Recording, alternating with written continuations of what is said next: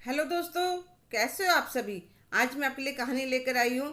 हमेशा चुप रहने वाली बहू ने सासू माँ को दिया करारा जवाब। सीमा की शादी को 4 महीने हो गए थे। वह और उसका पति अजय दोनों नौकरी करती थी।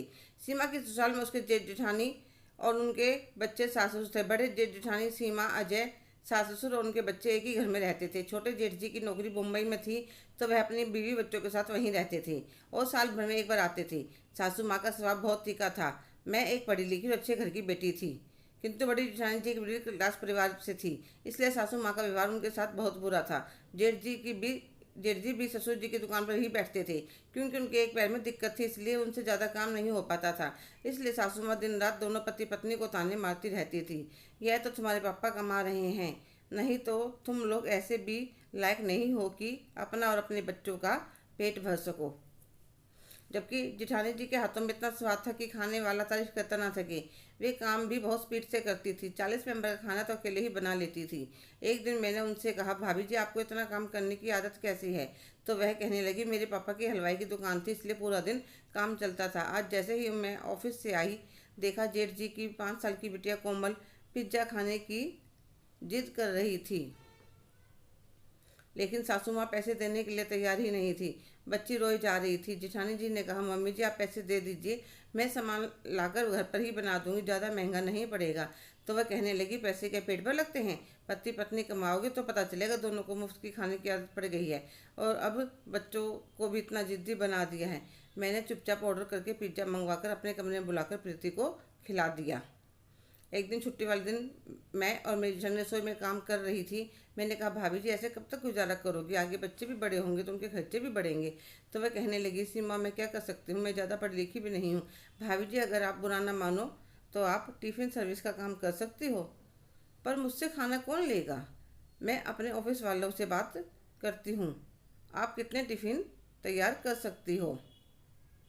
तुम जितने ऑर्डर ला सको ले आओ, मैं किसी को मना नहीं करूँगी।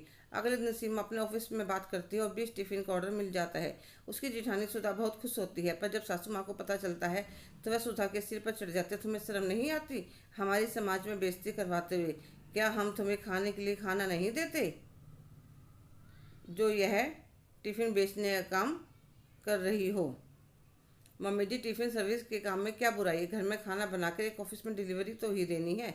सच बात तो यह थी, इतने सालों से सासू माँ को अपने बेटे बहू को पैर के नीचे दबाने की आदत पड़ गई थी। अब उन्हें लगा अगर यह कमाने लग गए तो तुम्हारे हाथ से निकल जाएंगे, इसलिए उन्होंने आखिरी तीर छोड़ा। यह मेरा घर है, जैसे मैं कहूँगी वैसा ही रहना पड़ेगा, नहीं तो घर छोड़कर जा सकते हो। पता नहीं आज क्या हुआ।